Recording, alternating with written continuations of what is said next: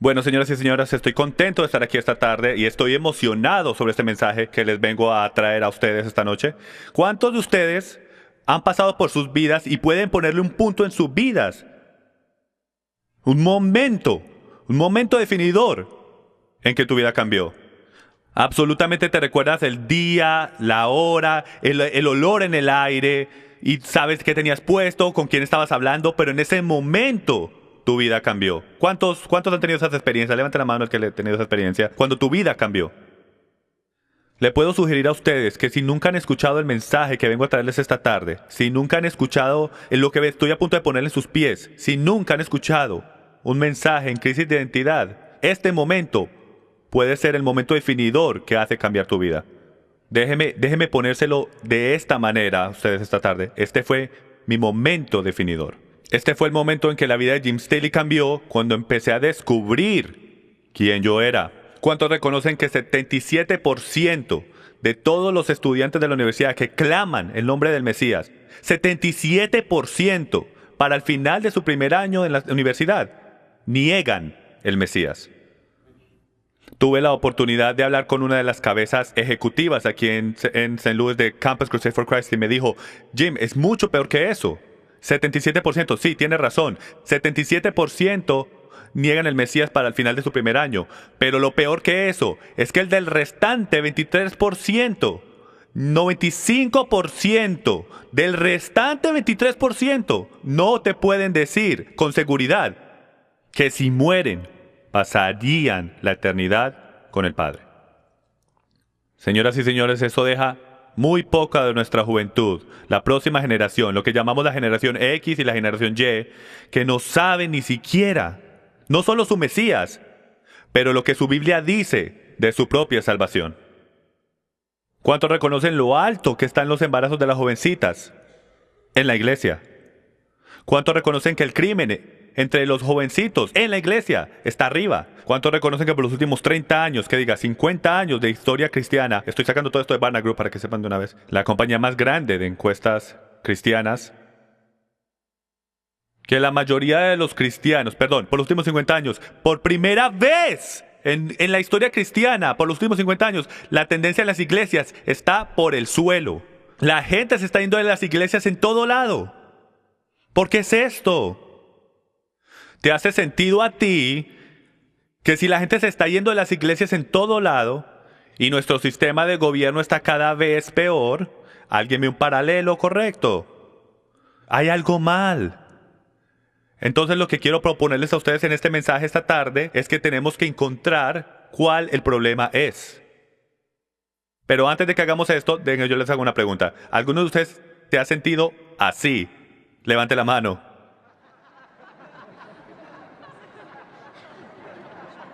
Ahora, esto es lo que quiero que todos hagamos. Quiero que todos respiren profundo. Ahora respira afuera. Vas a necesitar todo el oxígeno que puedas coger esta semana.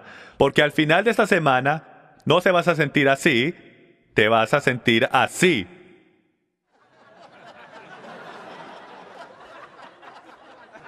No solo no vas a poder leer las señales, sino vas a saber exactamente para dónde coger. Vas a saber dónde están las señales, pero no vas a saber cómo leerlas. Y nuestro trabajo o deseo no es de confundirlos en ningún momento, pero cogemos muchos correos electrónicos mientras hacemos estas conferencias alrededor del país de una sobrecarga de información. Entonces, se ríen ahora porque nunca han venido a nuestras conferencias, pero esperen al fin de la semana cuando se sientan así. Pero les aseguro que aquí es donde todo comienza. ¿Cuántos reconocen que la mejor manera de saber cómo llegar de punto A a punto B es seguir un mapa? ¿Cuántos aquí están lo suficiente viejos para saber qué es un mapa? Porque mi generación nunca ha visto uno, ¿ok? Yo soy la generación antigua X, la generación Y antes de mí no sabe ni siquiera qué es un mapa de papel. Todo es GPS, ¿verdad?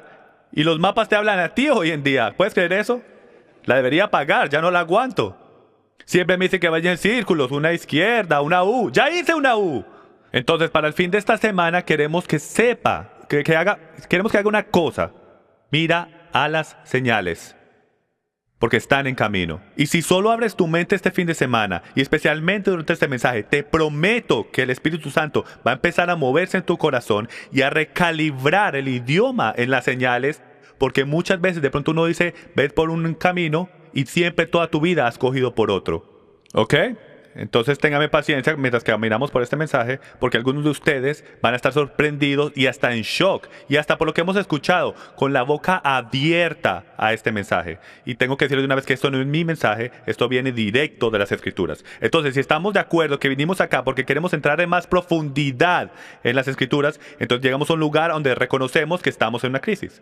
Estamos en una crisis. Y como estamos en una crisis, tenemos que descubrir por qué estamos en la crisis, descubrir qué nos trajo a la crisis y encontrar la manera de salir de la crisis. Entonces, este mensaje está titulado Crisis de identidad, ¿quién soy yo? ¿Cuántos entienden que después que sepas quién tú eres y para qué fuiste creado y tu verdadero propósito en esta tierra, ahí y solo ahí le puedes servir a tu Creador? ¿Puedes creer que el libro más popular que se ha vendido en la historia del mundo, fuera de la Biblia, es La vida con propósito, con 38 millones de copias? Esa es la estadística más triste que se ha puesto alguna vez en la marca de cristianidad. Porque significa que 38 millones de personas no saben cuál es su propósito, no saben quiénes son y no saben para dónde van. Esta es la crisis que tenemos. Entonces, para empezar, aprende quién tú eres, después aprende tu misión y después vas a poder leer las señales. Esta es la forma que vamos a caminar en las Escrituras en este mensaje. Bueno, primero que todo quiero hacer la pregunta, ¿quién tú dices que Israel es? Cuando hago esta pregunta, 99% de la gente dice que es los judíos cuando hago esta pregunta. ¿Me pueden dar un vaso de agua, por favor? El país en el Medio Oriente que siempre pelea a los árabes, eso es algo que la gente dice mucho. Jacobo del Antiguo Testamento, los que conocen un poco su Biblia saben que a Jacobo se le cambió el nombre de Israel. Y la iglesia. Estas son las primeras 4 respuestas que se dan, más populares que se dan cuando hacemos esta pregunta. Y por último, la número 5, cristianos en general. Entonces vamos a caminar por esto y vamos a ver exactamente lo que dice la Escritura de quién es Israel. Y creo que te van a sorprender. Mitos comunes. Los judíos fueron el pueblo escogido en el Antiguo Testamento. ¿Cuántos han crecido con esto, han escuchado esto y hasta enseñado esto? Por el derecho, ¿cuántos pastores y ministros hay aquí en la casa hoy? Levanten su mano, queremos honrarlos esta noche. ¿Les podemos dar un aplauso a los pastores de la casa, por favor? Amén. Contento que están acá. Pero esto era lo que yo enseñaba, que el pueblo judío era el pueblo escogido. Y para mí siempre fue un poco incómodo porque en verdad no entendía cuando decía pueblo escogido, en verdad exactamente qué significaba pueblo escogido. Si todavía son escogidos hoy en día y cómo cuadra eso, si no creen en Jesús, pero el pueblo judío son escogidos. Algunos de ustedes mejor ignoraba el tema, no lo quería tocar con un palo de 10 pies. Esta noche lo vamos a tocar. La Torá y la ley fueron entregadas a los judíos. Esto es otro mito muy mal interpretado que drásticamente va a cambiar la forma que tú lees tu Biblia. Estos mitos que el enemigo ha propagado por los últimos 2000 años. Y número 3, la Pascua que Jesús celebraba junto con los otros días festivos de la Biblia que los discípulos cumplían eran celebraciones judías. Esta es la respuesta número 1 que la gente me da cuando les digo, hey amigo, amo los días festivos, los cumplo allá hace unos años, han revolucionado la vida de mi familia, no sé ni cómo existía sin ellos, son así de increíbles, todo se trata del Mesías. Y me dicen, tú guardas esas celebraciones, esos son celebraciones judías, ¿no? ¿Cuántos han escuchado eso? Son celebraciones judías, ¿verdad? Bueno, verdad y no verdad, nos vamos a dar cuenta esta noche. Entonces déjenme les hago una pregunta que está en los talones de esta pregunta. ¿Cuántas tribus estaban en la base de la montaña Sinai cuando los mandamientos fueron dados? Todas las 12 tribus. La próxima pregunta lógica de hacer es, ¿cuántas de esas eran judías? Una tribu. Una tribu era judía. ¿Qué hace? Da la pregunta, ¿dónde están el resto? Porque si fueron dados a todo Israel, todas las 12 tribus, entonces no pueden ser judías porque no sería justo. Los judíos no pueden ser dueños de los días festivos porque solo son una tribu. Y vamos a entrar en más profundidad a esto mientras caminamos en este mensaje. Y aquí están todas las 12 tribus: Rubén, Simeón, Leví, Zebulón, Isaacar, Dan, Gad, Naftali, Benjamín, Aser, Judá y José. Y nos vamos a enfocar en esos dos mientras caminamos por la Biblia. La bendición del primogénito fue partida entre dos. Escuchen, esto es un mensaje por lo general de hora y media y lo voy a tratar de condensar entre 4 horas. Va a ser un poco difícil para mí, entonces discúlpenme si hablo un poco muy rápido. Bueno, nos vamos a adelantar en las escrituras hasta la bendición, cuando Jacob va a bendecir a su hijo y le da la bendición del primogénito. Por lo general, la bendición del primogénito se le da solo a una persona, al primer nacido.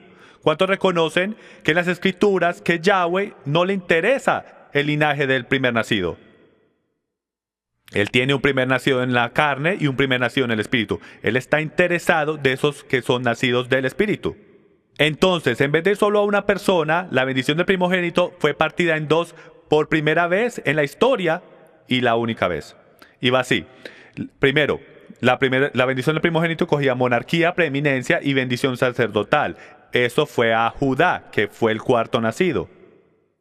Segundo, la porción de doble material, que por lo general va a la misma persona, la bendición de monarquía, preeminencia, bendición sacerdotal, el que se encargaba de la familia, y toda la doble porción para que se encargara de la familia, por lo general iba a una misma persona. Pero fue partido en dos cuando Jacob puso sus manos sobre sus dos hijos. Una a Judá, que fue la que cogió la de monarquía, preeminencia, bendición sacerdotal, y la de porción de doble material fue a José. Esto fue profético de algo que iba a pasar más adelante cuando el reino de Israel fue partido en dos.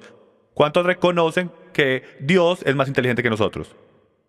¿Cuántos reconocen que desde el principio de la creación Él siempre está dando mensajes de algo que va a pasar en el futuro? Siempre. Si solo tuviéramos ojos para ver y oídos para oír lo que el Espíritu nos está diciendo, si en verdad leyéramos el principio del libro, seríamos capaces de entender las cosas proféticas que pasan al final del libro. Y espero lo podamos ver mientras caminamos este mensaje esta noche. La bendición continúa, Efraín y Manases. Todos recuerdan a José, ¿verdad? A Jacob. El abuelo Jacob viene a poner sus manos sobre sus nietos encima de Efraín o Manases, el primer nacido, que son los hijos de José. José ya está en Egipto en este momento. Y Jacob ya está viviendo con ellos en Egipto y va a bendecir a sus nietos y empieza con el primer nacido. Entonces José le trae a Manases, el cual es su primogénito, pero Jacob dice, no, Efraín es el que va a recibir la bendición. Y va así, Génesis 48, 19. Mas su padre no quiso y dijo, lo sé, hijo mío, lo sé. También él vendrá a ser un pueblo y será también engrandecido, pero verdaderamente su hermano menor será más grande que él y su descendencia formará multitud de naciones. Entonces nos vamos a enfocar en este término, multitud de naciones, porque esto es literalmente una de las frases más importantes que pueden ser encontradas en su Biblia. El término multitud de naciones, su descendencia formará multitud de naciones, en hebreo es Melo Hagoim. Todos digan Melo Hagoim. Cerca. Esto es lo que significa la plenitud de los gentiles. Y muchas de sus traducciones va a decir esto. Ahora, piensa en esto un momento. La palabra gentil significa fuera del pacto. Entonces, si piensas que eres un cristiano gentil, eso significa que eres un cristiano fuera de pacto. No estuviera muy contento de eso. ¿Ok? No hay tal cosa como judío, y todos díganlo conmigo, no hay tal cosa como gentil. Entonces, no se llamen un cristiano gentil, primero que todo. Segundo que todo, esto es increíble si estamos mirando la historia, porque Jacob está poniendo la mano sobre su nieto Efraín y está diciendo, él va a ser una llenura de los gentiles. Algunos de ustedes estudiantes bíblicos, algunos de ustedes pastores y ministros ya están citando el versículo del Nuevo Testamento del que vamos a hablar más adelante en esta enseñanza. La llenura de los gentiles. Él va a ser una nación fuera de pacto. Eso es en verdad lo que el versículo está diciendo. Adelantémonos. Hasta Abraham, Isaac, Jacob, a Efraín. Efraín, el cual ahora lleva la bendición del primogénito de la casa de Israel, va a ser la multitud de naciones. Recuerden esto, vamos a volver a esto. Esto va a ser significante mientras caminamos por este mensaje. Bueno, entonces aquí es donde empezaron. ¿Cuántos entienden que los israelitas empezaron en Canaán? ¿Cuántos reconocen eso? Empezaron en Canaán y ¿qué pasó? ¿Dónde fueron? Terminaron en Egipto. ¿Y dónde terminaron después? De nuevo en Canaán. Piense proféticamente, todos pónganse en su sombrero profético.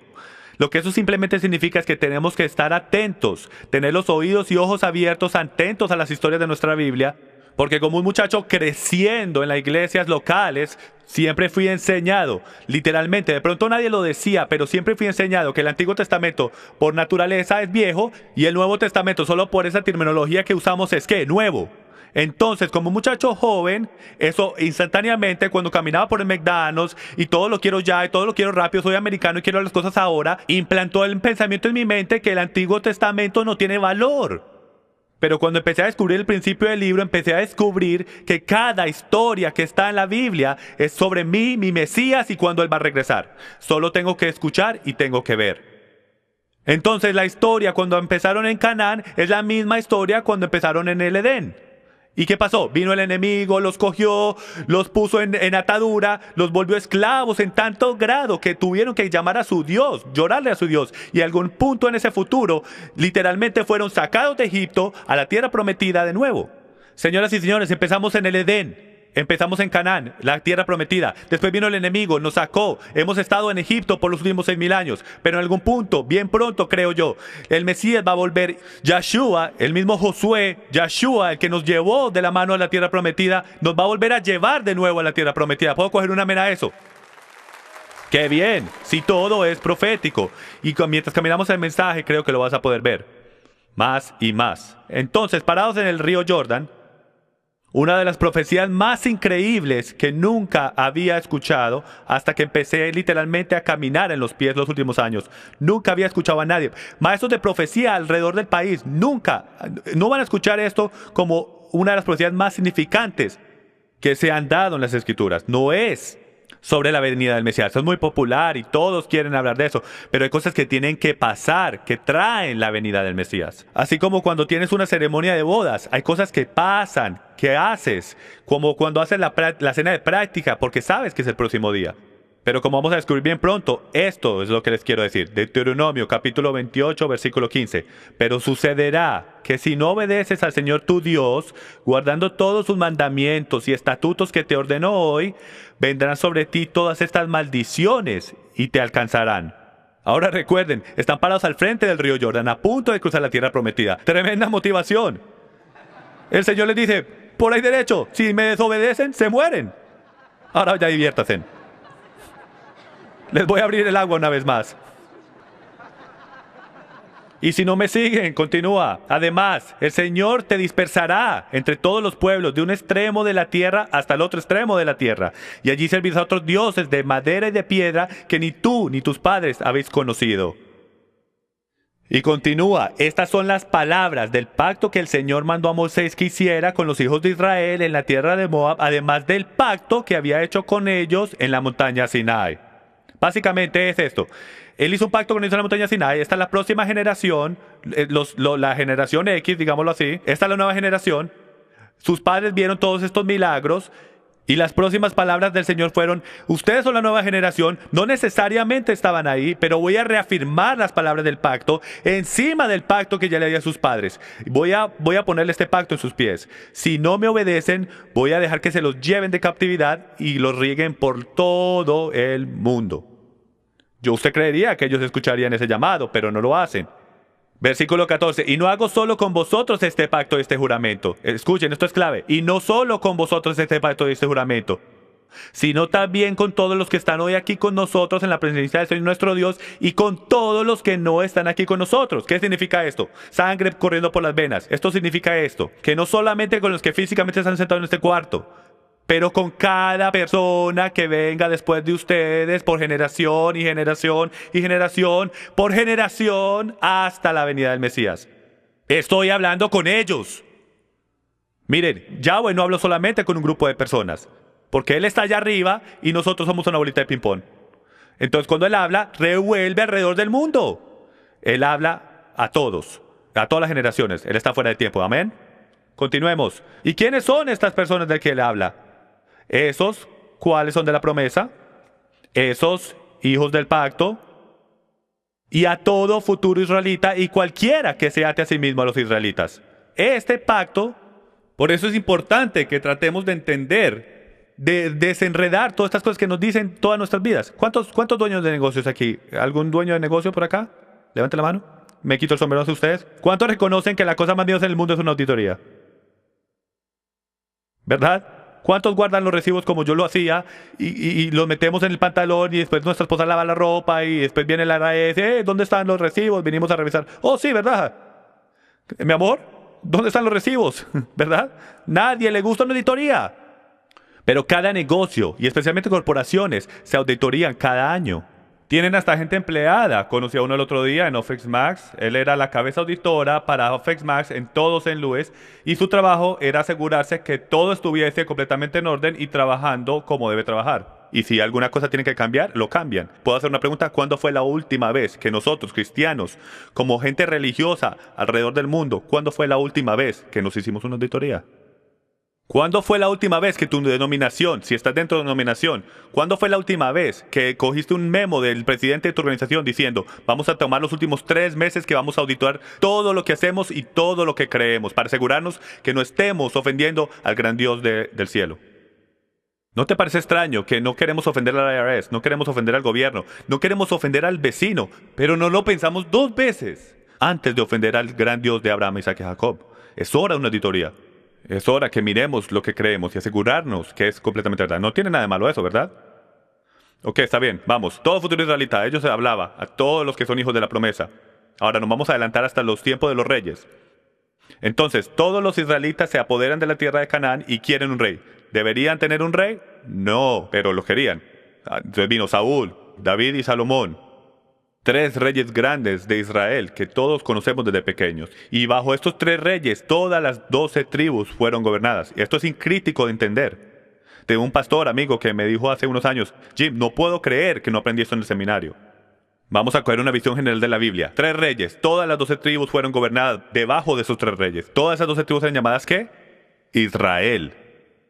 Entonces, hasta que Salomón desobedece, Primera de Reyes 11:31, y dijo a Jeroboam, el siervo de Salomón, toma para ti 10 pedazos, porque así dice el Señor Dios de Israel, he aquí, arrancaré el reino de la mano de Salomón, y a ti te daré 10 tribus. Esto es la primera indicación, que algo increíblemente profético, que va a conectar atrás a la bendición que fue dividida. Este es el momento. ¿Cuántos recuerdan que había un trapo, un manto, que fue partido, que fue dividido en 10 pedazos? 12 en verdad. 10 que fueron al siervo de Salomón. Tenía que haber sido a su hijo. Entonces, 10 tribus. Esto es importante, escuchen. ¿Por qué? Porque me han abandonado y han adorado a Astoret, diosa de los sidonios, y no han andado en mis caminos para hacerlo recto delante de mis ojos y guardar mis estatutos y mis ordenanzas como lo hizo su padre David. Entonces, ¿cómo pasa? Cuando yo vivía en mi casa, ¿cuántos de ustedes tienen un padre que en algún punto en su vida tú como un hijo, estabas delante de tu papá, lo más seguro en tu espalda, en el suelo, y te decía, hijo, si quieres vivir en mi casa, vas a hacer las cosas como yo digo? Es así mismo en nuestras propias relaciones, es la misma cosa con Yahweh. Él nos dice, hijos, si no van a obedecer mis reglas, se van de mi casa. Y empieza a romper el reino de Salomón, y le da 10 tribus a su siervo Jeroboam. Y lo que tenemos acá es un versículo increíble que dice, porque han adorado a Astoret. Miren, yo nunca supe que era Astoret, no sabía, mientras que crecía, cuando estaba conociendo las escrituras. Pero lo que conocí ahora es que empecé a buscar y tiene varios nombres. Astarte para los griegos, y Astoret, y Istar, y en inglés es pronunciado Easter. Para muchos de ustedes esto debe ser una sorpresa conocer esto, pero Easter es la diosa de la fertilidad del este, la esposa del dios Sol Baal. Entonces esto debe cambiar todo tu proceso de pensamiento cuando dices feliz Easter. No está feliz de su perspectiva porque no sabemos ni qué estamos diciendo. El reino se parte. Entonces las 10 tribus del norte fueron llamadas la casa de Israel, la casa de José o simplemente Efraín, porque ese fue el que recibió la bendición del primogénito, el Melo Agoim, la llenura de los gentiles, la llenura de las naciones. Entonces ahora se pone crítico. Ahora, de este punto en adelante, todo el que esté durmiendo, despiértese, porque de este punto en adelante todo va a cambiar. El reino del norte fue llamado la casa de Israel, la casa de José o simplemente Efraín. Las dos tribus del sur fueron llamados la casa de Judá, porque Judá recibió la bendición del primogénito. Entonces estaban compuestos básicamente por Judá y Benjamín. Y aunque habían tribus que vivían en los dos lados de la frontera, la mayoría de las tribus en el sur eran Judá y Benjamín. Por eso se llamó la casa de Judá en el sur y la casa de Israel en el norte. Entonces el norte fue advertido, y por su constante desobediencia al pacto que les fue entregado a Adán, después a Noa, después a Abraham, y finalmente por escrito por parte de Moisés, ellos fueron tomados cautivos por el rey de Asiria alrededor del año 722 BC. Él les advirtió. Este fue el momento en el río Jordán donde les dijo, tengan cuidado, si no me obedecen voy a dejar que los rieguen por todas las naciones. Este fue el principio de ese momento. Después Judá también quiso jugar al desobediente y fue tomado cautivo por Babilonia por 70 años en el 586 BC. Y casi todo el mundo está familiarizado con eso. Pero después de 70 años, ¿qué pasó? Casi toda la casa de Judá empezó a regresar y empezaron a reconstruir Jerusalén. Entonces, divididos ellos caen. Cuando por fin los dejaron regresar, casi todo Judá regresó de Babilonia. Pero el reino de la casa del norte de Israel nunca regresó. Se asimilaron entre las naciones. Fueron llevados en captividad por Asiria y empujados a las 4 esquinas del mundo conocido en ese tiempo, que eventualmente son las 4 esquinas del mundo hoy. Nunca volvieron. Entonces déjenme les tiro esto ahora mismo para que respondamos la pregunta original de quién son los judíos hoy en día. La única razón por la cual tenemos el pueblo judío hoy en día es porque el reino del sur volvió. Si ellos no hubieran vuelto de la captividad, señoras y señores, ustedes no estuvieran sentados en este cuarto esta noche. ¿Pueden creer eso? No tuviéramos ni una Biblia para mirar si ellos no hubieran vuelto de la captividad. Entonces, déjenme hacerles una pregunta. ¿Dónde está Aser, Neftali, los danitas, todas las otras tribus? ¿Dónde están? No existen hoy en día porque nunca volvieron de la captividad. ¿Cuántas tribus estaban en la base de la montaña Sinai cuando los mandamientos fueron dados? 12. Pero literalmente solamente la casa de Judá existe hoy en día. Por eso es que Israel está asociado y conectado con los judíos. Y como nosotros, y no estoy diciendo nada malo, son los hechos de la vida, no estamos enseñados a leer el principio del libro. Entonces asumimos que el Antiguo Testamento fue escrito a los judíos y el Nuevo Testamento a los cristianos. Eso es lo que asumimos. Pero eso no es lo que la Biblia dice. La Biblia dice que fue escrita a todo Israel. Solo que 10 no volvieron. Entonces las 10 tribus del norte fueron tomadas cautivas y dispersas por toda Siria. Al pasar de los años se asimilaron entre las naciones y se volvieron exactamente, como dijo la profecía de Efraín, que se volvían como el Melo Agoim, la llenura de las naciones, se volvieron igual que los gentiles. Es una sorpresa, cuando entremos en el Nuevo Testamento lo van a ver. 2 capítulos después, y sucederá que cuando todas estas cosas hayan venido sobre ti, la bendición y la maldición que he puesto delante de ti, y tú las recuerdes entre todas las naciones a donde el Señor tu Dios te haya desterrado, y vuelvas al Señor tu Dios, tú y tus hijos, y obedezcas su voz, conforme a todo lo que yo te ordeno hoy, con todo tu corazón, y con toda tu alma, y con toda tu mente, y con toda tu fuerza. Entonces el Señor tu Dios te hará volver de tu cautividad, y tendrá compasión de ti, y te recogerá de nuevo de entre todas las naciones a donde el Señor tu Dios te haya dispersado. Entonces lo interesante aquí es que no podemos decir que esto es Egipto. Egipto ya pasó. ¿Eso no suena bien parecido? O sea, yo pusiera dinero si no supiera que él está hablando de una profecía de ellos entrando a Egipto y volverlos a sacar, pero eso ya pasó. Esto es en el río Jordán. Él está hablando en un tiempo futuro, cuando ellos van a ser llevados en captividad y van a ser regados por toda la tierra. Pero si ellos regresan, esta es la profecía, señores y señores, que les quiero decir esta noche. Si ellos regresan, esto es antes de la venida del Mesías, para que sepan de una vez. Si ellos vuelven al pacto, todos estos israelitas que no se conocen, si vuelven al pacto, y ahí, solo ahí, Él tendrá compasión de ti. ¿Cuántos recuerdan en Reyes donde dice, sí, mi pueblo? ¿Cómo dice? Sobre el cual es invocado mi nombre. Se humillan y oran y voltean de sus caminos malos. ¿Cuál es la parte siguiente? Entonces oiré de los cielos y sanaré su tierra. ¿Cuántos se dan cuenta que él solamente está hablando de un grupo de personas en ese versículo? En ese capítulo, es aquí, el reino del norte de Israel. Los que se fueron de su Dios. Sí, mi pueblo, ese pueblo. En contexto, el reino del norte. Gente que nadie sabe quiénes son. ¿Eso no es extraño? ¿Una profecía sobre gente que ni siquiera conocemos? Y si alguno ha sido desterrado hasta los lugares más lejanos debajo del cielo, de allí el Señor tu Dios te recogerá y de allí te hará volver. Y el Señor tu Dios te traerá a la tierra que tus padres poseyeron, y tú la poseerás, y Él te prosperará y te multiplicará más que a tus padres. Además, el Señor tu Dios circuncidará tu corazón y el corazón de tus descendientes, para que ames al Señor tu Dios con todo tu corazón, y con toda tu alma, y con toda tu fuerza, y con cada célula en tu cuerpo, a fin de que vivas. Reconozcan que este es el milenio del que está hablando. Punto antes de la venida del Mesías. Está profetizado que vamos a volver al pacto, y ahí, y solo ahí, Él va a tener misericordia de nosotros porque seremos limpios y puros delante de Él. Él no va a tener una esposa sucia a su recámara. Él nos tiene que purificar primero. Por eso es que pasaron 40 años en el desierto, señores y señores. No entraron instantáneamente a la tierra prometida. ¿Por qué? Porque salieron de Egipto, pero todavía tenían mucho Egipto dentro. Es tiempo que el Señor nos empiece a explicar a todos que tenemos mucho Egipto adentro y es hora de sacarlo. Entonces déjenme les hago una pregunta. ¿Ha pasado esto ya? El reino del norte de Israel, la llenura de las naciones, millones y millones de personas, ¿las ha traído ya Él a la tierra? Esto no ha pasado. Esto no ha pasado. Entonces debe ser un evento en el futuro. Durante tiempos del Nuevo Testamento, la mayoría todavía sabían a qué tribu pertenecían y vivían al otro lado del río Eufrates, según el historiador Josefus. Josefus era un historiador del primer siglo. Ellos sabían, ellos existían en la tierra.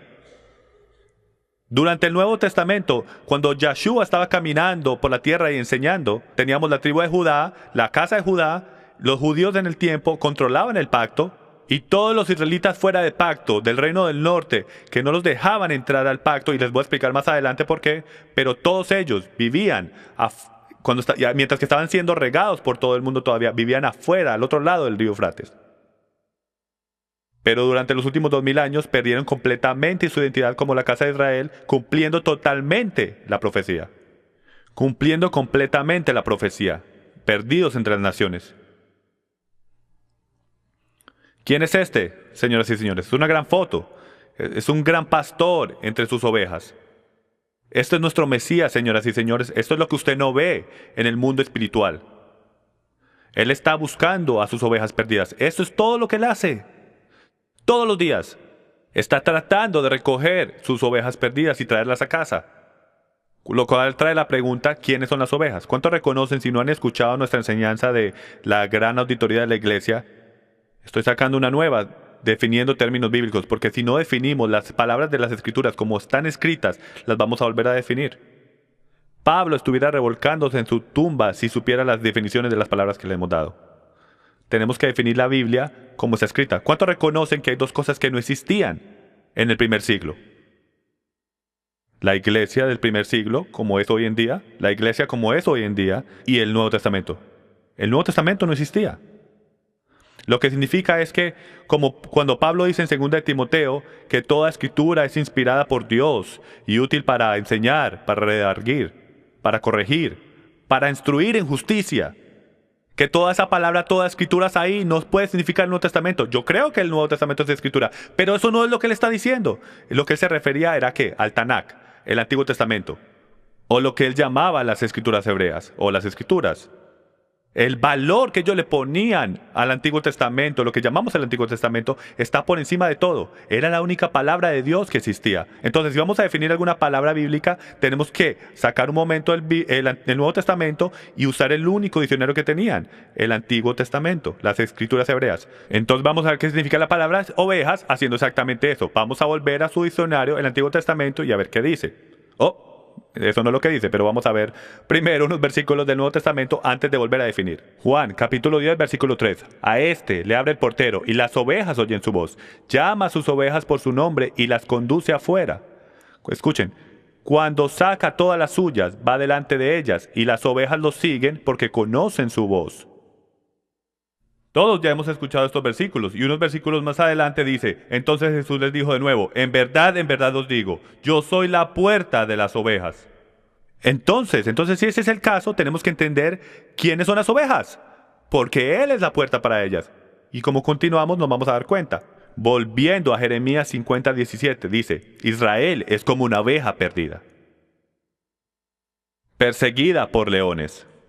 Mica 2:12, ciertamente os reuniré a todos. Oh Jacob, ciertamente recogeré al remanente de Israel. Los agruparé como ovejas en el aprisco, como rebaño en medio de su pastizal. Harán gran estruendo por la multitud de hombres.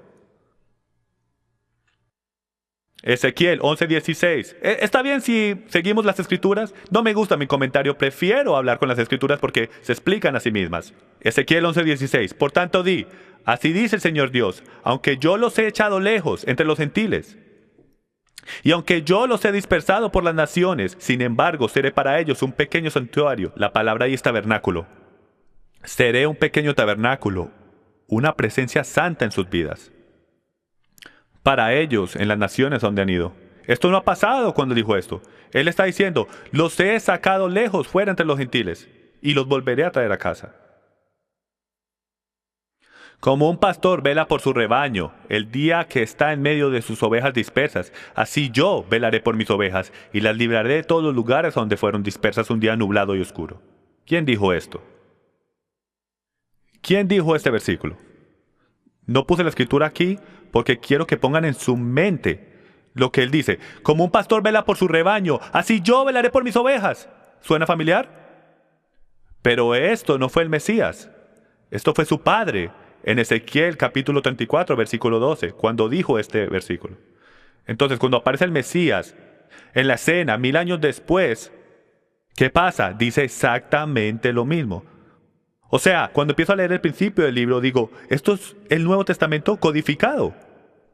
Y empiezo a leer la parte de atrás del libro y digo, un momento, este es el Antiguo Testamento revelado. Empiezo a entender. Solo tengo que entender el principio del libro para coger las definiciones de las palabras cuando Jesús dice, vengo por mis ovejas perdidas, poder entender qué es lo que está hablando.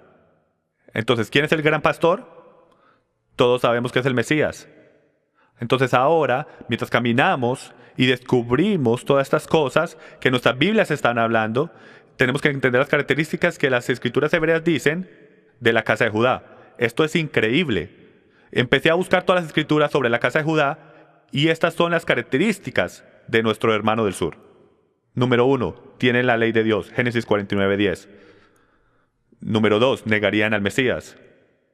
Número 3, no perdieron su identidad porque volvieron después de la cautividad. Número 4, son llamados los que están cerca. Daniel capítulo 9, versículo 7. Los que están cerca, dice. Y esas son las características de la casa de Efraín. Y esto es cuando empieza a decir, wow, esto es increíble. Te empieza a pintar el cuadro. La casa de Israel son de las 10 tribus del norte. Fueron dispersas entre todas las naciones después de su cautividad. Viven entre los gentiles, o sea, 8:8. Se han olvidado el nombre de su Dios.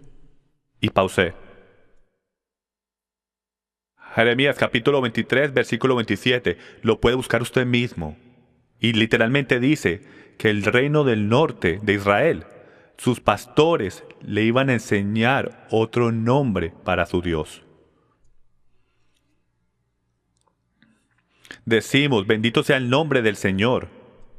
Y más de 80% de las personas que dicen esas palabras no nos pueden decir el nombre de su Dios. Estoy aquí para decirles que es Yahweh.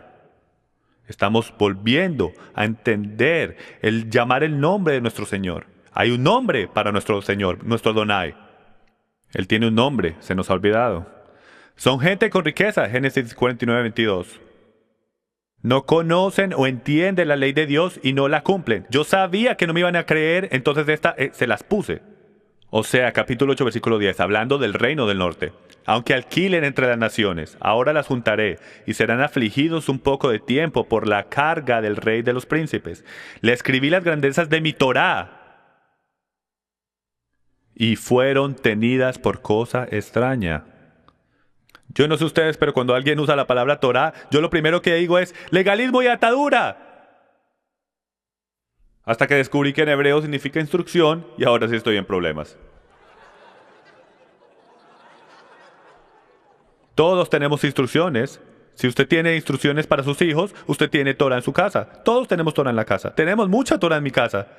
Todos tenemos Torah. Tu esposa tiene Torah para ti. Y te garantizo que no está escrito, pero te la sabes, ¿verdad, muchachos? Son llamados no mi pueblo. Esto es increíble para mí. Son llamados no mi pueblo, hijos del Dios viviente, los que están lejos y ovejas perdidas. Esto es lo que el reino del norte es llamado. Si no sabemos esto, cuando llegamos al Nuevo Testamento, no vamos a entender 2/3. Porque todas las definiciones y frases del Nuevo Testamento las podemos encontrar en el... ¿Pueden creer que Yahweh es tan inteligente que escogió al hombre más inteligente fuera de Yeshua HaMashiach para ir a esta gente? Y era el rabino Shaul, Pablo, que se sentó bajo Gamliel. Y la única manera de sentarse bajo Gamliel es tenerle el Antiguo Testamento memorizado palabra por palabra. Entonces te sorprende que el Señor que escoge al hombre que conoce las Escrituras para poder ir afuera, debatir las Escrituras y ir a la gente fuera de pacto y traerlos a casa. No es una sorpresa. La mayoría de ellos cuando sean recogidos vendrán del oeste. Y esto me sorprendió. Eso es lo que dice, lo puedes ver por ti mismo. Osea capítulo 11, versículo 10. La mayoría vendrán del oeste. Entonces, ¿dónde están las 12 tribus en el Nuevo Testamento? Porque por lo que vemos por lo general es gentiles, judíos, pero ¿en dónde están las 12 tribus? Aquí están. Primera de Pedro 1:1. Lo has leído 1000 veces, pero te apuesto a que nunca lo habías leído de esta manera. Pedro, apóstol de Yeshua HaMashiach, los expatriados de la dispersión en el Ponto, Galacia, Capadocia, Asia y Bitinia, elegidos según el preconocimiento de Dios Padre. ¿Escuchó lo que dijo Pedro? Los expatriados, la palabra en hebreo es gois. A los gentiles dispersos por todo Ponto. Y después dice a los elegidos. Dos cosas que quiero decir. La palabra Galacia ahí, ya sabemos que hoy en día el libro de Gálatas fue escrito ¿a quién? A esos dispersos, el reino del norte. Habían mucho israelita del reino del norte que se asentó en Galacia. Y eso lo sabemos por hecho hoy en día. No es posible que sean gentiles paganos, porque Pedro dice acá que estos son dispersos. Y ya sabemos y conocemos que disperso viene directamente del reino del norte. Segunda cosa que quiero decir es esto. Libros y libros y libros se han escrito sobre la predestinación y la doctrina de elección. Y se los voy a resolver en 10 segundos planos. Dios escogió su pueblo y lo eligió. Se fueron lejos de su palabra, se fueron de sus mandamientos, los regó por todas las naciones y los predestinó a volver. Hecho, ahí tienen la versión de 10 segundos.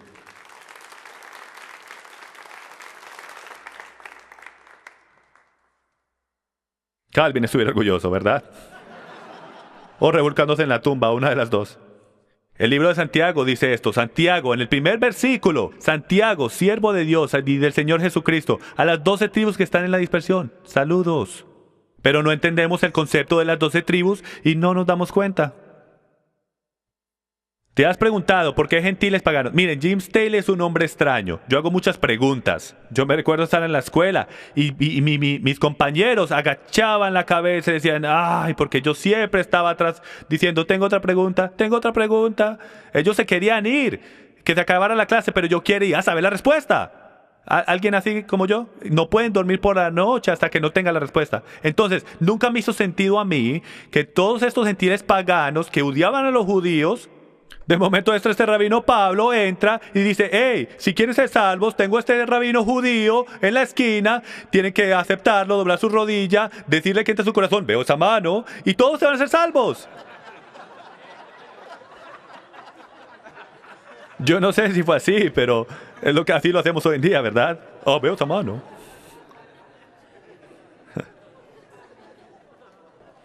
No me hagan olvidar mi punto, ¿ok?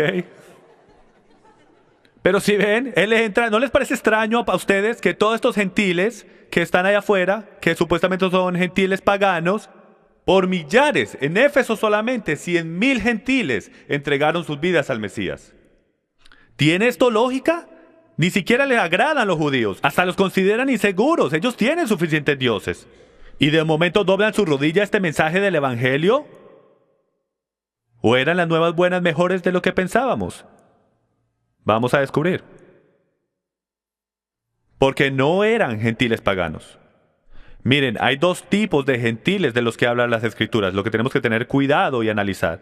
Los primeros son los gentiles paganos y los segundos son los gentiles israelitas, los que fueron profetizados, que iban a ir a las naciones y volverse la llenura de los gentiles, que iban a caminar entre los gentiles, que iban a perder su identidad y iban a volver en los finales tiempos. Amos 9:9, porque aquí yo daré un mandato y zarandearé a la casa de Israel entre todos los gentiles. O sea, están en las casas de los gentiles. Israelitas griegos. Esto lo saqué del Nuevo Testamento en Juan capítulo 7. Nunca había leído este versículo de la manera que Yeshua nos lo da. Entonces Jesús dijo, por un poco más de tiempo estoy con vosotros. Después voy al que me envió. Me buscaréis y no me hallaréis. Y a donde yo esté, vosotros no podéis ir. Y la respuesta que los discípulos le van a dar, te va a sorprender. Porque ellos sabían algo que nosotros no sabemos. Y como nosotros no lo entendemos, no reconocemos el poder cuando lo dice. Lo dice así. Esta es la respuesta. Decían entonces los judíos entre sí, ¿a dónde piensa irse este que no lo hallemos? ¿Será acaso que quiere irse a la dispersión entre los griegos? Ahí está, enseñarle a los griegos, no está diciendo hablarle a los paganos gentiles, está diciendo, ¿no va a ir a la casa de Israel que está viviendo con los gentiles, con los griegos, con la dispersión? No, él no haría eso. Están sucios. Cornelio. La gran mayoría de los cuales Pablo predicaba eran las 10 tribus del reino del norte, la casa de Israel, gentiles israelitas. Está en las escrituras, tenemos que ver bien para encontrarlo. Pero cuando lo vemos nos damos cuenta que siempre ha estado ahí. Romanos 9:24, es decir, nosotros a quienes también llamó no solo de entre los judíos, sino también entre los gentiles, como también dice, no sea, a los que no eran mi pueblo llamaré pueblo mío, y a la que no era amada, amada mía. Y acontecerá que en el lugar donde les fue dicho, vosotros no sois mi pueblo, allí serán llamados hijos del Dios viviente. Cuando Pablo hace referencia a un versículo, ¿cuántos reconocen que no podemos sacarlo fuera de contexto? Y el rabino más inteligente fuera de Yeshua HaMashiach, en mi opinión humilde, fue el apóstol Pablo. Y él no lo va a sacar fuera de contexto. Él no va a sacar versículos del aire y sacándolos de contexto. Él sabe que Osea capítulo 1 habla sobre el reino del norte que cae entre los gentiles y en el mismo lugar donde se les dijo fuera de pacto, en ese mismo lugar van a volver y van a ser llamados hijos del Dios viviente. Romanos capítulo 2, porque cuando los gentiles que no tienen ley hacen por naturaleza lo que está en la ley, estos, aunque no tengan ley, son ley para sí mismos, mostrando la obra de la Torá escrita en sus corazones. Esto es un estudioso de la Torá, señoras y señores, no es un cristiano. Espero esto no los ofenda. Él era un creyente mesiánico, basado en la Torá. La gente los llamaba cristianos y están bienvenidos a ese título, pero la realidad es que él entendía el principio del libro. Él sabía la misión de su Mesías. Jeremías 31:33, uno de los versículos más populares en toda la escritura, dice esto. Pero este es el pacto que haré con la casa de Israel después de aquellos días. ¿Con quién? Con la casa de Israel. Pondré mi ley en sus mentes y la escribiré en sus corazones. Búsquenlo en hebreo, señoras y señores, se sorprenderán a lo que la palabra ley está ahí en hebreo. Es Torah lo que está poniendo en nuestras mentes y escribiéndolo en nuestros corazones. Y yo seré su Dios y ellos serán mi pueblo. ¿Cuál es el objetivo directo de esa oración? Es su ley. Porque como dice Bill, si no tienes algo que te sostenga, te vas a caer. ¿Qué es esto? Es un árbol de olivos. Si nunca han visto uno, esto es un hermoso olivo. Tiene par de 1000 de años el que están mirando ahora mismo.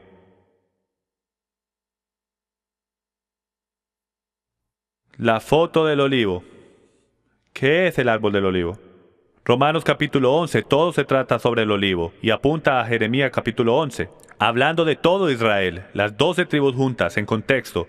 El Señor te puso por nombre olivo verde, de hermoso fruto y de bella apariencia, pero a la voz de un fuerte estrepito hizo que se le prendieran fuego y se quebraron sus ramas. ¿En cuántas piezas? 2. En 2 piezas se quebró. Continuemos, vamos a volver después. Entonces ahora tenemos esto en este lado. A mano izquierda tenemos el olivo cultivado y podemos decir que el que está a la derecha, que está medio raro, podemos decir que ese es un olivo silvestre. 2 olivos, uno silvestre y otro cultivado. En los últimos días, los 2 serán uno. ¿Injertado en qué? Romanos 11, capítulo 24. Todos conocemos este versículo si conoces tu Biblia un poco. Porque si tú fuiste cortado de lo que por naturaleza es un olivo silvestre y contra lo que es natural fuiste injertado en un olivo cultivado, cuanto más estos, que son las ramas naturales, serán injertados en su propio olivo. El punto es este: tenemos un olivo silvestre y un cultivo cultivado. Es imposible que sean gentiles paganos, porque no puede ser un gentil pagano y ser un olivo de ninguna clase. Porque la Biblia define al olivo como Israel. Y si ese es el caso, entonces el olivo silvestre que está haciendo referencia en el Tanakh es el reino del norte que se vuelve silvestre. Es lo que dice.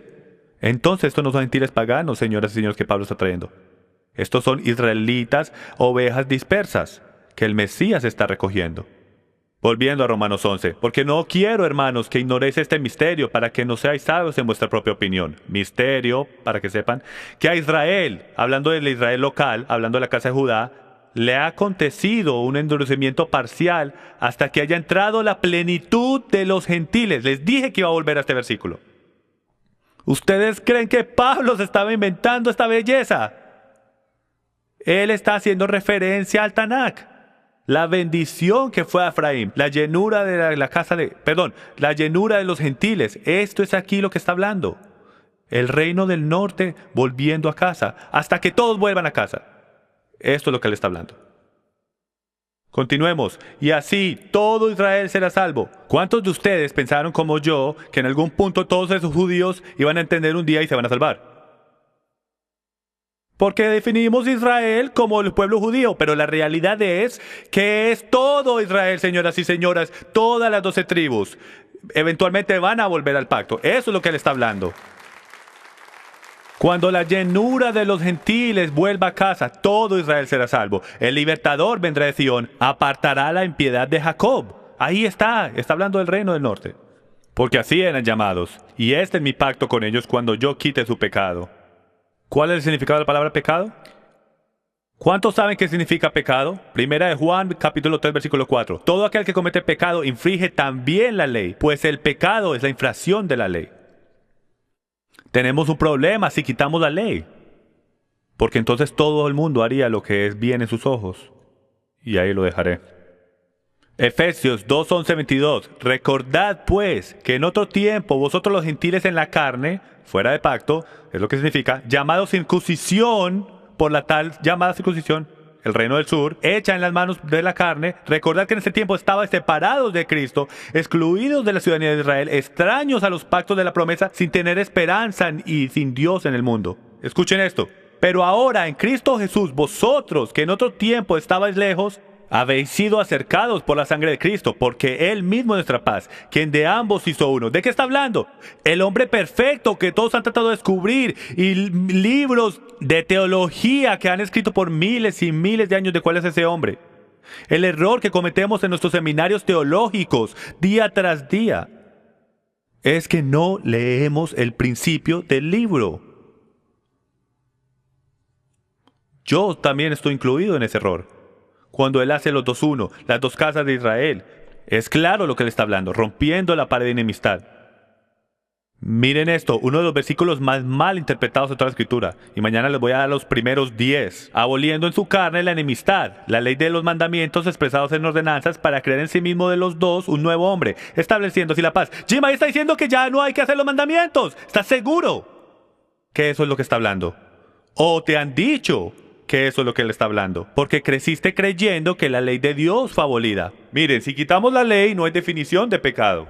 ¿Y cómo Dios santo y justo va a tirar a alguien al lago de fuego por quebrar algo que no existe? Eso no sería justo.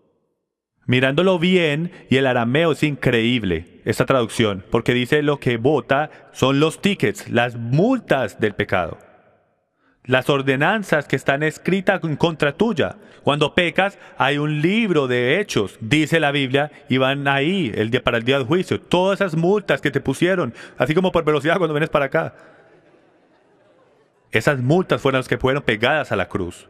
Esa fue la maldición que fue abolida. Él se hizo la maldición por nosotros. Y para reconciliar con Dios los dos en un cuerpo por medio de la cruz, habiendo dado muerte en ella la enemistad. Los judíos, el reino del sur, odiaba al reino del norte porque estaban fuera de pacto.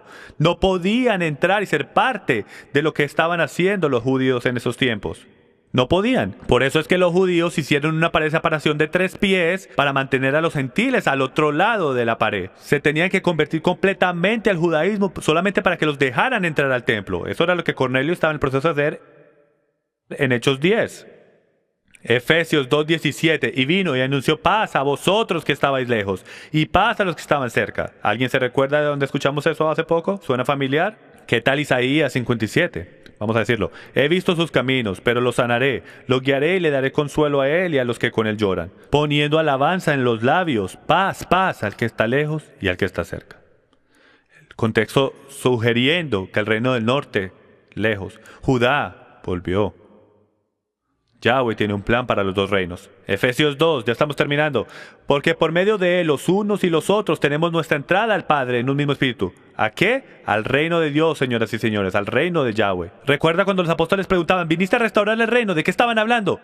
El reino del norte. Ellos sabían, los judíos sabían que la única forma que iban a poder destruir a sus enemigos era si el reino del norte volvía a casa. ¿Por qué? Porque habían muchos más de ellos que los que habían en el sur.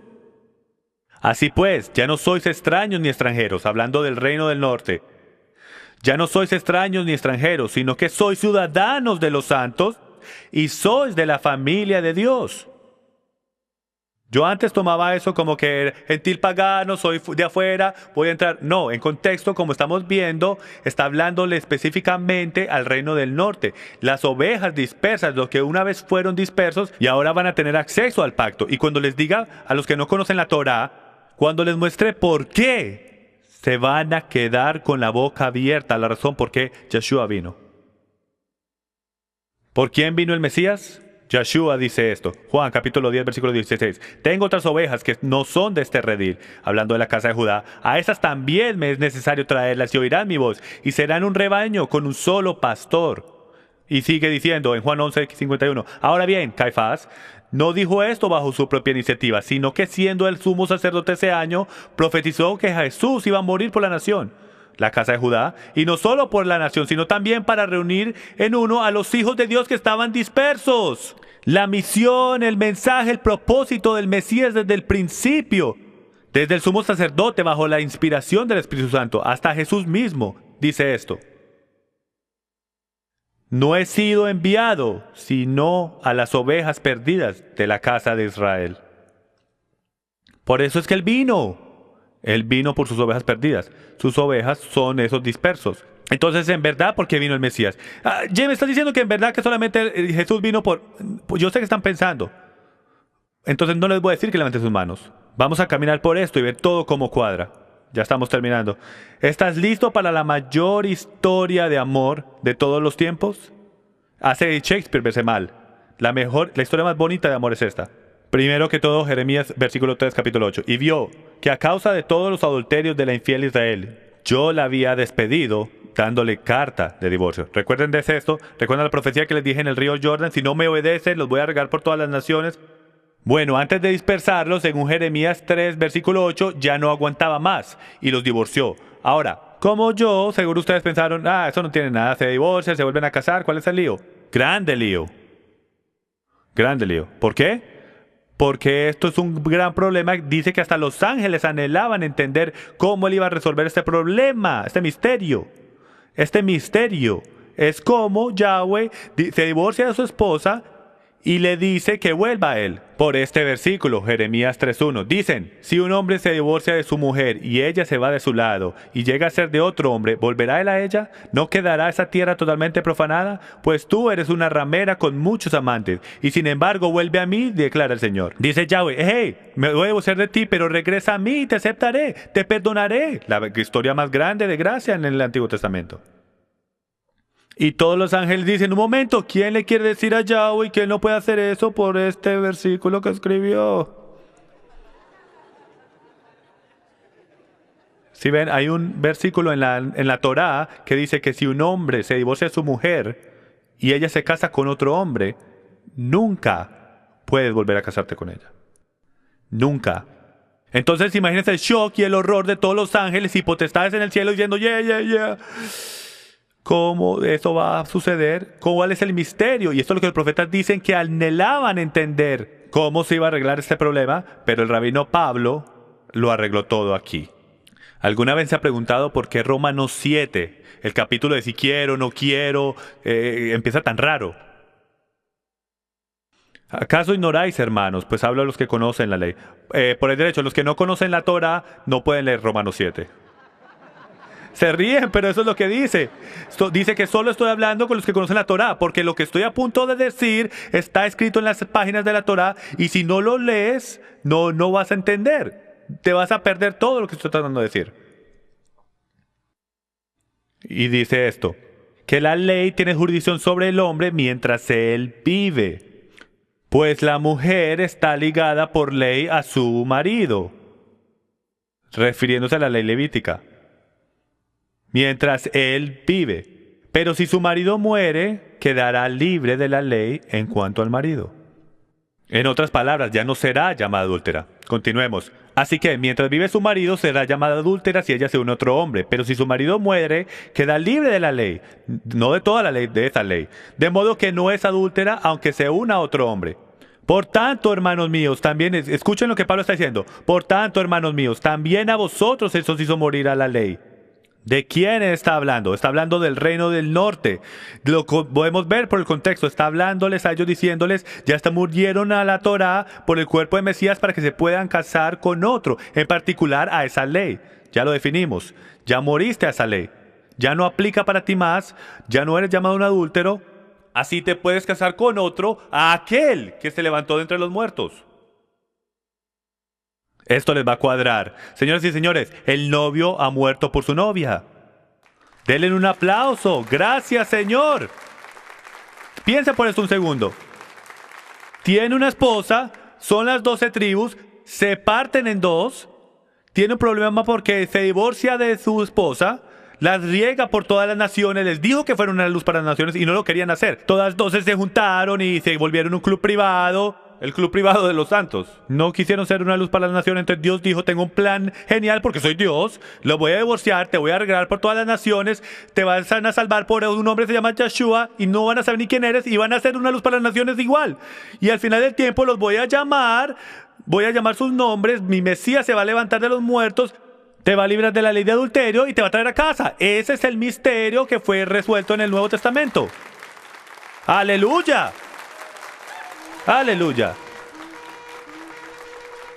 Entonces te sorprende a ti que 100,000 personas en Éfeso solamente, cuando Pablo vino y dijo, señores y señores, tengo buenas nuevas. Pueden volver al pacto porque el Mesías pagó por tu pecado, te libró de la ley de adulterio y todo lo que tienes que hacer es seguirlo a Él. Y vinieron por miles. Porque sabían que estaban fuera de pacto. Pero ahora un montón de gentiles entran al pacto, es una cosa miedosa. Y bueno, todo lo embarramos después de ahí. Pero Yahweh está haciendo de las suyas y está empezando a purificarnos y mostrarnos exactamente cuál es el pacto que tenemos que volver se trata. Todo este nuevo pacto, ¿de qué se trata? ¿Alguien ha escuchado de la cena de las bodas del Cordero? Esto debe tener un nuevo significado para ustedes. La cena de las bodas. Esto es una cena de recasamiento. Es todo de un matrimonio, de un esposo, de una esposa.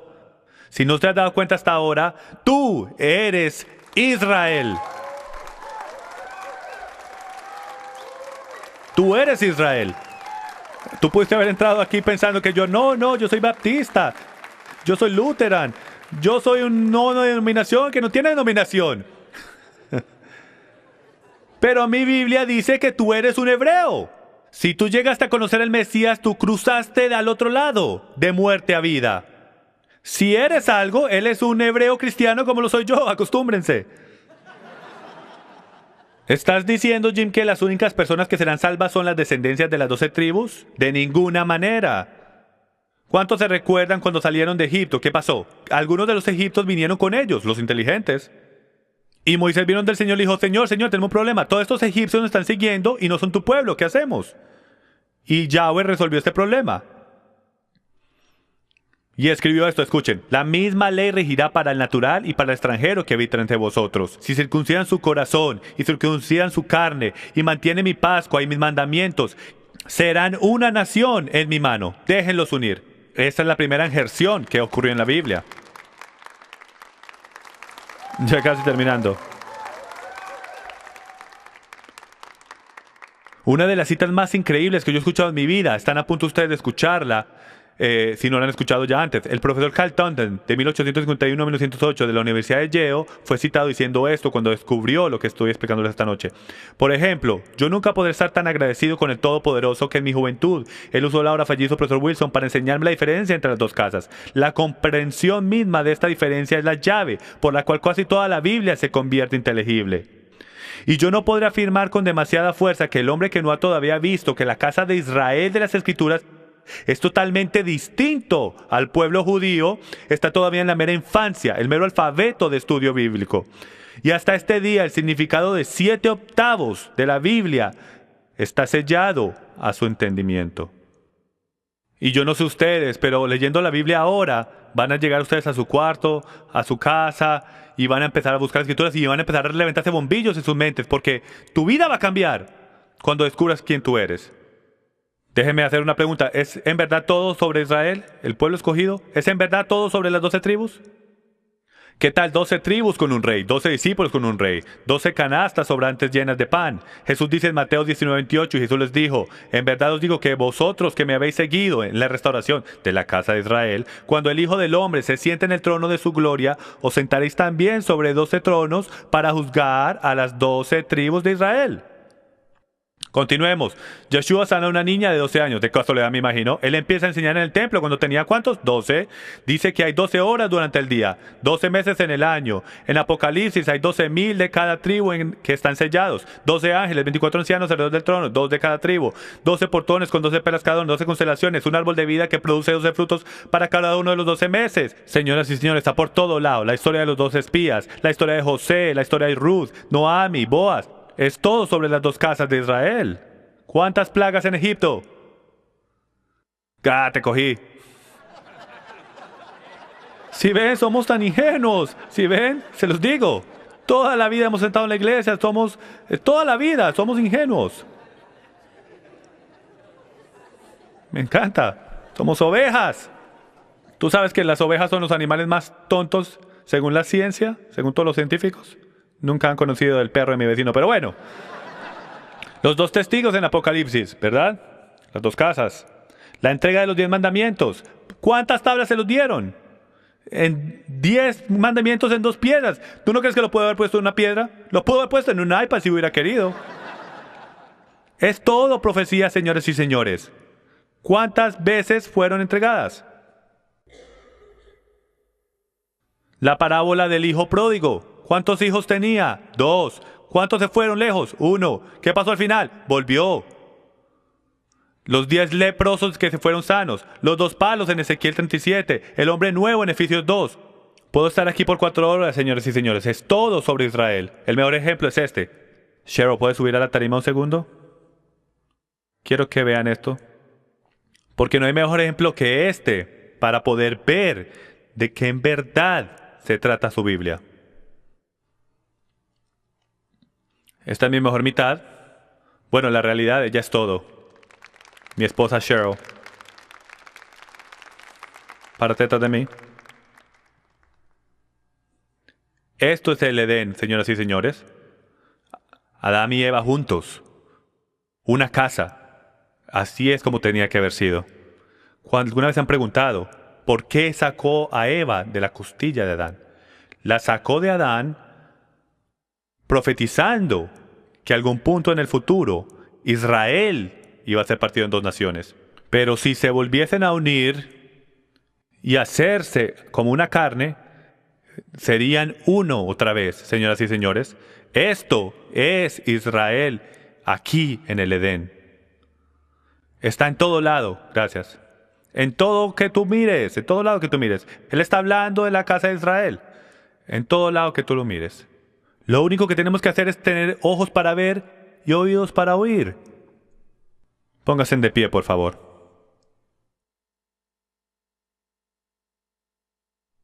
Señoras y señores, tenemos un Dios. Su nombre es Yahweh. Tenemos un pacto, una ley, un Mesías. Su nombre es Yeshua. Y tenemos un pueblo. Y eso es usted. Tu nombre es Israel. No lo olvides. Eso es quien tú eres. Entonces, cántelo conmigo.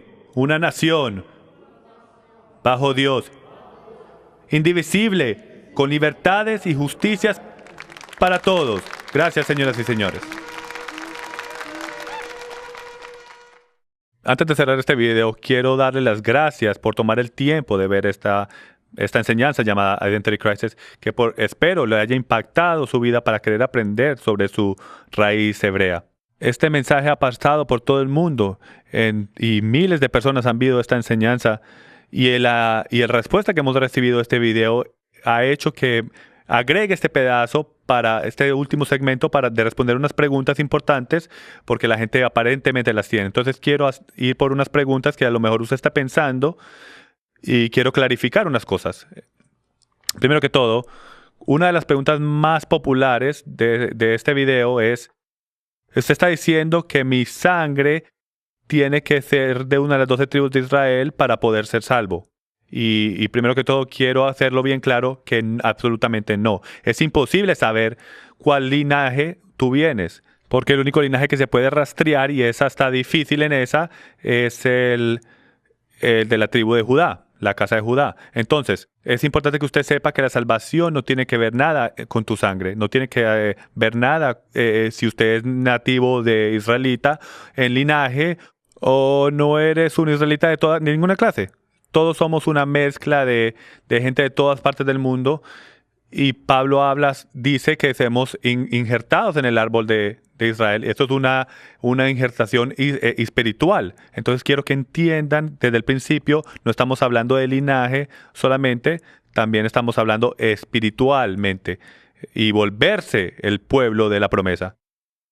En su perspectiva, él sabe en dónde todo el mundo cabe y el linaje de toda persona. Y aparentemente en el libro de Revelación, de Apocalipsis, 12,000 de cada tribu van a empezar a moverse hacia adelante, a ser llamados en esa parte de historia. Él sabe ese linaje, nosotros no sabemos, entonces no es importante a este momento.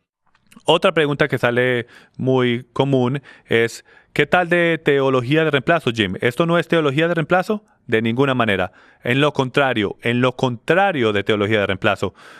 Teología de reemplazo empieza en la premisa de que los judíos fueron el pueblo escogido y ahora la iglesia o los cristianos son el pueblo escogido. Toda esa premisa se voltea en su cabeza y espero pudieron haber visto eso por la enseñanza que acabaron de ver. De que Israel son las 12 tribus. Y me gusta decir la neología de un equipo de fútbol. De que todos están invitados a estar en el equipo, pero él escogió capitanes en el equipo para que fueran y reclutaran al resto del mundo. Y los capitanes del equipo eran 12 capitanes, desde las 12 tribus de Israel. Entonces Israel está llamado a salir, a reclutar al resto del mundo a que vengan a ser parte del pacto. Entonces, teología de reemplazo no tiene nada que ver con nosotros reemplazando al pueblo judío, porque el pueblo judío es simplemente nuestro hermano del sur. Sus ojos, según Romanos 11, sus corazones están endurecidos y están cegados al evangelio. Entonces, mientras que el resto de los eframitas, el reino del norte, lo que llamamos en inglés los gentiles, la llenura de los gentiles, el Melo Agoim, cuando ellos empiecen a entrar al pacto, o sea, mientras que empezamos a entrar al pacto, la segura que le entró a Judá empieza a caer y ellos empiezan a coger celo. Lo que nos trae a mi próxima pregunta, que viene muy seguido, es que ¿qué hago ahora que sé que soy un hebreo? Cuando te empiezas a dar cuenta, porque tienes tanta ansia en tu corazón por Israel, el pueblo judío, es porque eres su hermano del norte. Somos hermanos. Entonces, ¿qué haces ahora que sabes que eres hebreo? Primero que todo, la palabra hebreo significa cruzado. Entonces espero que eso de pronto te dé un poco más de sentido, porque sientes tantos esos sentimientos que sientes para ustedes después de ver este video. Cuando llegamos a esta idea de qué hacemos ahora, la gente me pregunta toda hora, ¿cómo esto aplica en mi vida? ¿Qué hago ahora? Si somos Israel, hermanos, Si somos Israel, entonces somos sujetos a las promesas del pacto, como dice Pablo. Y somos un nuevo hombre que está pasando en Efesios número 2. Significa que tenemos una responsabilidad. Ahora sabemos quiénes somos, tenemos una misión y un llamado para servir al Dios viviente de Abraham, Isaac y Jacob, con toda nuestra alma, mente y fuerzas, y hacerlo a su manera. Entonces, los voy a exhortar a cada uno de ustedes que empiecen a aprender el pacto. ¿Qué es este pacto que nuestros ancestros conocían y que se llamaba la Torá? ¿Y cómo trabaja? Y es relevante hoy en día. ¿Cómo nosotros, como creedores en Jesús, Yeshua el Mesías, podemos traer a cualquier judío a celo cada vez que salimos, dañamos el sabbat, comiéndonos un sándwich de jamón y profanando todas estas cosas que ellos dicen, que la Biblia dicen que son santas? Déjenme los dejo con este pensamiento. Y esto es una conversación muy profunda que tuve en mi pasado. En mi pasado conocí a un abogado judío aquí en St. Louis, uno de los más grandes apologistas, defensores de judaísmo aquí en St. Louis. Viajaba a todas las sinagogas y les enseña cómo combatir cristianos usando su Nuevo Testamento y probando que su Jesús no es el Mesías. En esa conversación empecé a explicarle a él lo que yo en verdad creía. Y se quedó sorprendido porque nunca había escuchado de alguien que creía en Jesús, que mantenía los días festivos, que guardaba el sabbat, que entendía las leyes dietéticas, que creía que Jesús guardaba el Torah. En esta conversación me dijo: Jim, te voy a decir el secreto por qué los judíos no creemos en Jesús, tu Mesías. Y en ese momento empecé a pegar el teléfono bien duro contra mi oído, porque no veía la hora de entender la respuesta de por qué los judíos, cuál es el secreto de por qué no creen en Jesús. Se ve tan claro para el resto de nosotros de que Él es el Mesías. Entonces me dijo: Jim, es porque nosotros leemos el principio del libro. Ustedes leen en la parte de atrás del libro. El principio del libro nos dice que el Mesías es la Torá. Y el Mesías viene a enseñarnos cómo mantener las instrucciones de Dios. Su Jesús, ustedes piensan que vino a eliminar el libro de instrucciones, y eso por defecto lo descalifica como el Mesías. Mientras los ojos se me llenaban de lágrimas, empecé a reconocer la profundidad de lo que estamos cogiendo en este mensaje, en este concepto de crisis de identidad. Porque mientras Yahweh empieza a llamar al reino del norte de nuevo a casa, de todas las 4 esquinas del mundo, y empecemos en verdad a entender el pacto, y empecemos a ver la bendición en cumplir los días festivos, cumplir el sabbat, empezar a hacer cosas bíblicas y cosas, pero esta vez por el Espíritu de Yeshua, por el poder del Espíritu Santo. Y cuando eso pase, el pueblo judío va a ver a todos estos creyentes en Jesús, Yeshua, haciendo cosas bíblicas, como dice la Escritura, que ellos piensan que son de ellos. Pero nosotros somos sus hermanos y ellos son el nuestro. Y cuando ellos vean eso y el poder, las cosas milagrosas que hace la Escritura, entonces se van a poner celosos y va a empezar a crear un diálogo entre ellos y nosotros. Y como dice la Escritura, todo Israel será salvo. Entonces los quiero dejar con esta escritura, Romanos capítulo 8, versículos 6 al 9, 6 al 8, y quiero exhortarlos a que lo miren en su casa. Es uno de los versículos más poderosos en el Nuevo Testamento que nos habla del corazón del hombre y si deberíamos vivir por la carne o por el espíritu. Dice: por la mente puesta en la carne es muerte, pero la mente puesta en el espíritu es vida y paz. Ya que la mente puesta en la carne es enemiga de Dios, es enemistad contra Dios. La mente carnal es odio contra Dios y después nos define lo que carnal es, porque no es sujeta a la Torá de Dios, a la ley de Dios, pues ni siquiera puede hacerlo. Y los que están en la carne no pueden agradar a Dios. Sin embargo, vosotros no estáis en la carne, sino en el Espíritu, si en verdad el Espíritu de Dios habita en vosotros. Pero si alguno no tiene el Espíritu de Cristo, él tal no es de él. Entonces, en este pasaje define vivir en la carne como no perseguir la Torá, la ley de Dios. Viviendo en el Espíritu es mantener la Torá por el espíritu de Yeshua. Y eso es la diferencia, señoras y señores, que cambia el antiguo pacto al nuevo pacto. De que tenemos un nuevo sumo sacerdote y ahora podemos hacer lo que el Padre dice porque tenemos el espíritu del Padre viviendo dentro de nosotros. Y su ley escrita en nuestros corazones. Deseamos agradarle cumpliendo sus mandamientos, como dice 1 Juan 5. Los dejo con esto. Los exhorto a que vuelvan a ver este video, analicen cada versículo, miren en contexto, no crean nada de lo que yo digo, véalo por usted mismo en su propia Biblia. Y por último, la gente me pregunta, ¿usted qué recomienda que vea después de este video? Les recomiendo que vean el video Caso por el Pacto. Es un video en el cual voy básicamente por cada versículo en la Biblia que habla sobre la segunda venida del Mesías y su ley.